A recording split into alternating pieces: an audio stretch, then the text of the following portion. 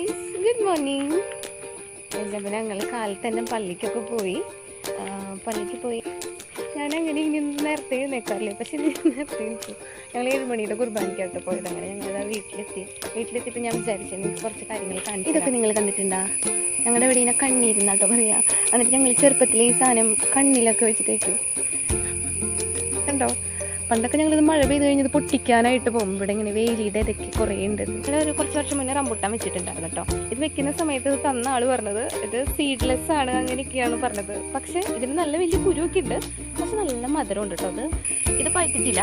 ഇതൊക്കെ yellow colour ആകുമ്പോഴാണ് ഒന്ന് നല്ലൊരു മധുരം പുറത്തു വരാം കേട്ടോ. ചെറിയൊരു മരം കണ്ടോ, ചെറിയൊരു മരമാണ്, പക്ഷെ നല്ലതാട്ടോ അതിൻ്റെ റംബൂട്ടാൻസ്. ഞാനാണെങ്കിൽ ഇപ്പം പിന്നെ അമ്മൂസിൻ്റെ അടുത്തേക്ക് പോവാം. അമ്മൂസ് അവിടെ ഹോസ്റ്റലിലല്ലേ.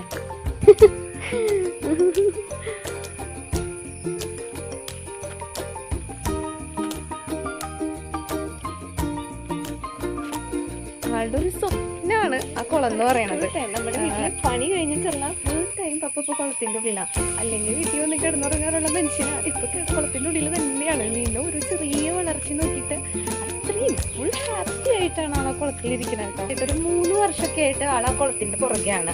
ആള് ഒറ്റയ്ക്കാണ്. സഹായത്തിന് എഡിസൺ ഉണ്ടായിരുന്നു കേട്ടോ ചേട്ടനും. എന്നിരുന്നാലും ആ മനുഷ്യൻ അത് ഒറ്റയ്ക്ക് പണിയെടുത്ത് ചെയ്ത് തീർത്തു എന്നുള്ളത്. ബാക്കി കാണുന്നതിൻ്റെ വീടാണ്. സോ ആളുടെ വലിയൊരു സ്വപ്നമാണ് ആ കുളം. ആ കുളത്തേക്കാണ് നമ്മൾ പോയിക്കൊണ്ടിരിക്കുന്നത്.